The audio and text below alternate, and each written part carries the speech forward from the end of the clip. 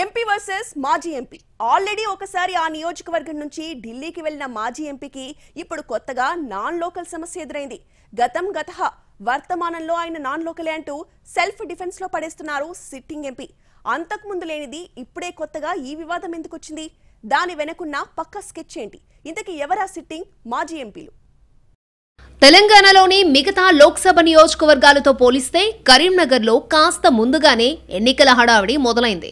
BRS, BJP ఒక రకంగా ఎన్నికల ప్రచారం మొదలుపెట్టేశాయి.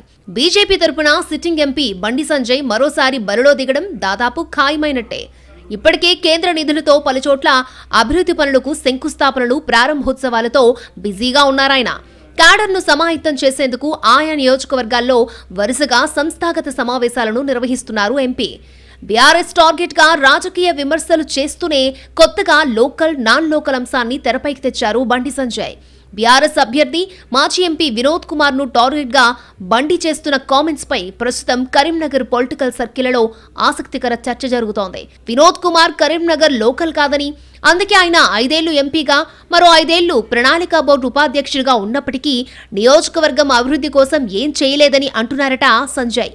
ఇక బండి వ్యాఖ్యలతో వినోద్ కాస్త డిఫెన్స్ లో పడ్డారన్న మాటలు స్థానికంగా వినిపిస్తున్నాయి.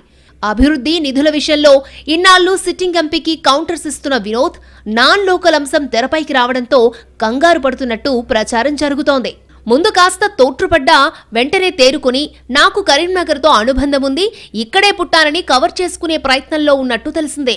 దీన్ని గమనించిన సంజయ్ తన వ్యాఖ్యలకు మరింత పదును పెడుతూ బీఆర్ఎస్ కు స్థానిక అభ్యర్థి లేక పక్క జిల్లా నుంచి అరువు తెచ్చుకుంటున్నారంటూ అటాకింగ్ ను పెంచారట. పక్క జిల్లాకు చెందిన వ్యక్తి కరీంనగర్ మీద పెత్తనం చేయడం ఏంటంటూ తన వాదనను బలంగా జనంలోకి జొప్పించే ప్రయత్నంలో ఉన్నారట బండి. ఈ విషయంలో సంజయ్కి వినోద్ కౌంటర్ ఇస్తున్నా ఆ మాటలు సమర్థించుకునే ధోరణిలో ఉంటున్నాయే తప్ప అవతలి వ్యక్తికి సమాధానంలా లేవు అన్న మాటలు వినిపిస్తున్నాయి. ఫీల్డ్లోకి వెళ్తే ఇది కారు పార్టీని ఇబ్బంది పెట్టొచ్చన్న అంచనాలు కూడా పెరుగుతున్నాయి. అసలే పార్టీ అధికారంలో లేదు, దానికిప్పుడు నాన్ లోకల్ వివాదం తోడైతే ఇబ్బందులు తప్పవని బీఆర్ఎస్ కేడర్లో కూడా కంగారు పెరుగుతోంది అంటున్నారు. ఇప్పటికే కరీంనగర్లో బీజేపీకున్న సంస్థాగత బలం, దానికి సపోర్ట్గా అయోధ్య రామమందిర నిర్మాణ ప్రభావం ఉండడంతో కమలం పార్టీ కేడర్ ఊపుగా ఉందట.